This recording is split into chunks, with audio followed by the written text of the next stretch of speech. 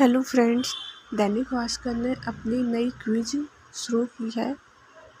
तो सबसे पहले आपको अपनी बेसिक डिटेल्स फिल करनी है। एंड फर्स्ट क्वेश्चन का आंसर है ऑप्शन सी। सेकंड क्वेश्चन का आंसर है ऑप्शन बी। थर्ड क्वेश्चन का ऑप्शन ए।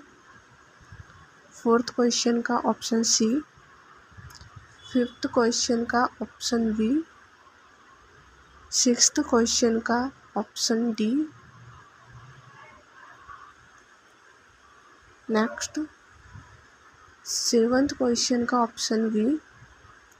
एट्थ क्वेश्चन ऑप्शन सी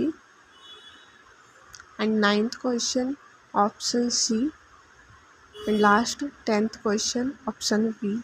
अब आपको अपना फॉर्म सबमिट कर देना है और यह आपका कंप्लीट हो चुका है।